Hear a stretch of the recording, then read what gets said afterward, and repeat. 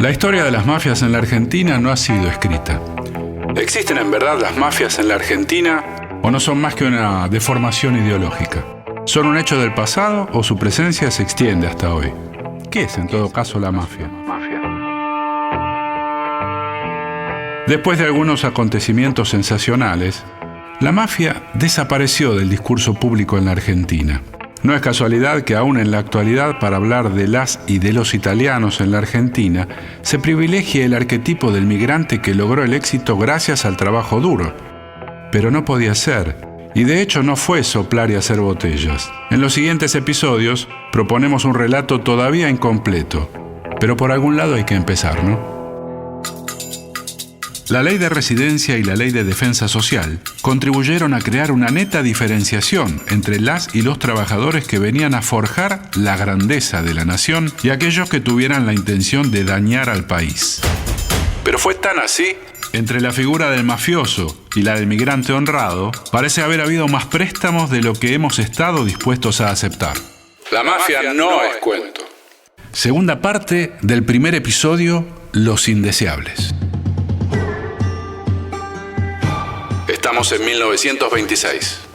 Por esos años, el interés de la mafia en la prensa publicada en la Argentina se sistematizó.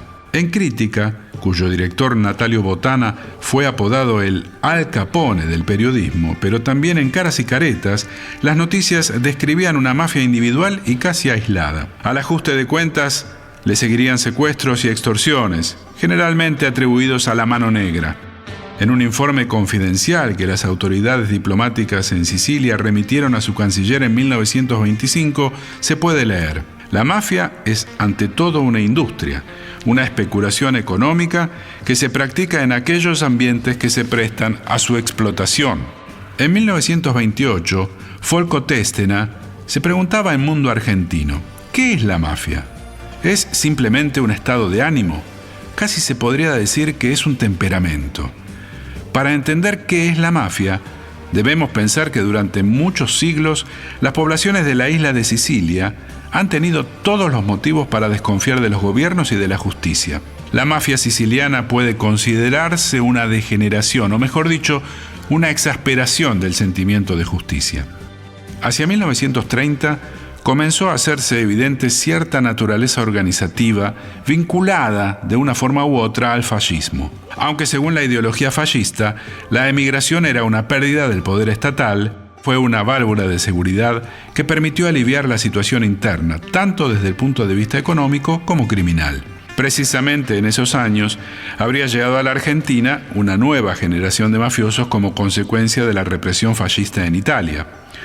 Hoy sabemos que, a la larga, las campañas antimafia emprendidas por el gobierno liderado por Mussolini resultaron ser un fraude en términos de erradicación del crimen organizado.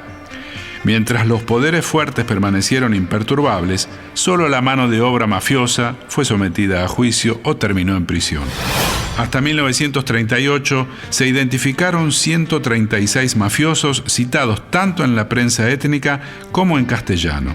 No solo apellidos sicilianos, sino también calabreses, incluido el propio Macri. La nueva patria de los italianos, irónicamente, rebautizó a Mario Apelius, director del fascista Il Mattino d'Italia, como Mafius Apelius, en el contexto del enfrentamiento ideológico, comercial y editorial entre los dos diarios.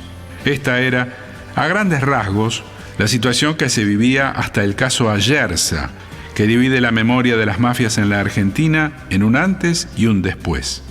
Abel Ayerza era un joven estudiante de medicina en la prestigiosa Universidad de Buenos Aires.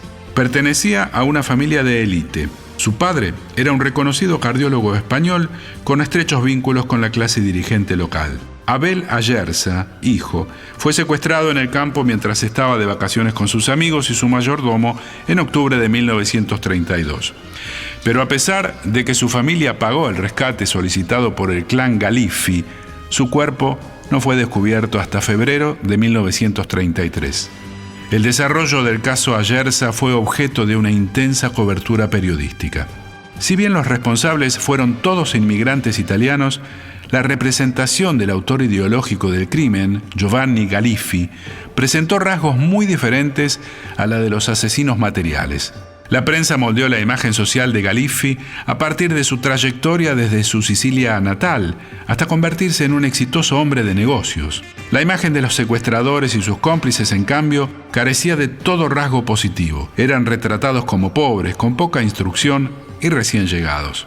Sucesivamente, la historia del secuestro de Ayerza tomó la forma de un gran melodrama nacional en el que el sufrimiento de la madre de la víctima fue de fundamental importancia para crear una tensión emocional subyacente a la férrea oposición de los nacionalistas de derecha, que no solo expresaron públicamente su rechazo hacia un flujo migratorio no deseado, sino que incluso presionaron para que se restableciera la pena de muerte en la Argentina. ¿Cómo reaccionó la prensa italiana en la Argentina? Tomó partido según su orientación político-editorial, más que por un origen común imaginado. Después del caso Ayerza, la mafia desapareció de la prensa, y la selección y la regulación de los flujos migratorios se profundizó no solo para contrarrestar el desempleo, sino también con el fin de seleccionar con mayor precisión los ingresos. En general, se prefería la inmigración latina, católica y rural a la amenazante diversidad religiosa y lingüística, y a la menor orientación hacia el trabajo agrícola, entre otros grupos de inmigrantes.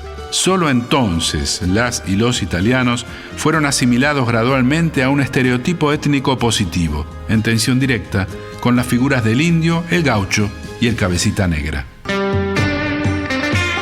Producción: María Soledad Balsas, Chelo Ayala. Edición: Diego Rosato. El episodio 1 terminó así. Pero quédate para la próxima porque viene el 2 con cine y mafia, porque la mafia no es puro cuento. Hasta la próxima.